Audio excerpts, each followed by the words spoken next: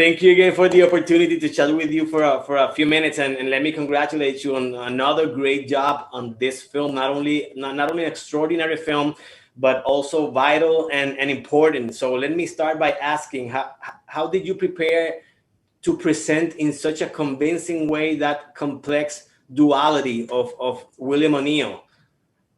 I Well, the thing is, I didn't have very much to work from in terms of the character. Just wasn't a lot of information about him.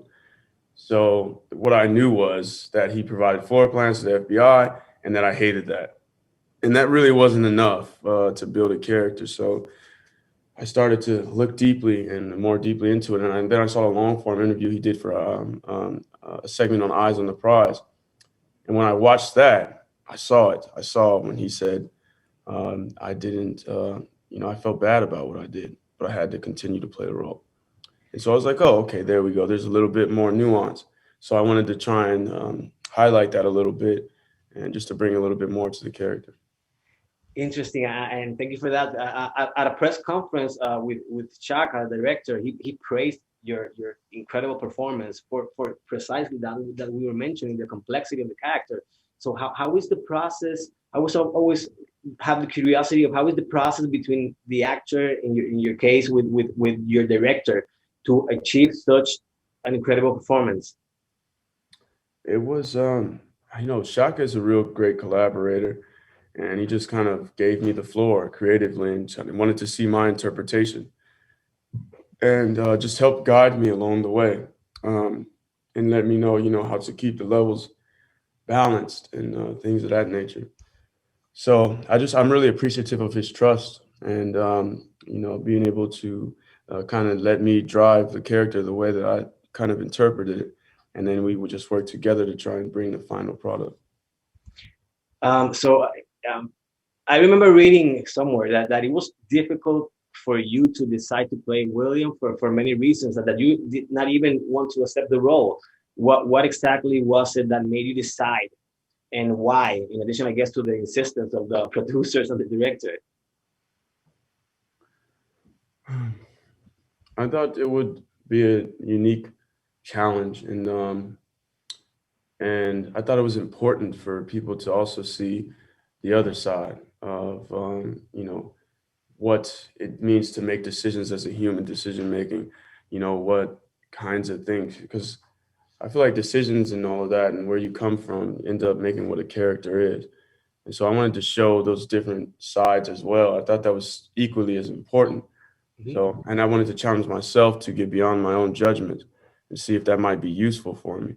So ultimately, the combination of all those things and the fact that I wanted to help bring Chairman Fred Hampton's story to a larger audience is ultimately what made me take the role.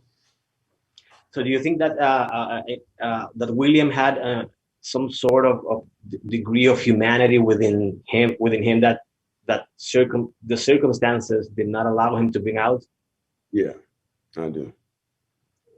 In a It is difficult for me to select one of your works over another because you're exceptional in all of them, from Selma, Get Out, Knives Out, and now Judas. In my opinion, how would you classify this project among your work, and which one do you consider the most personal?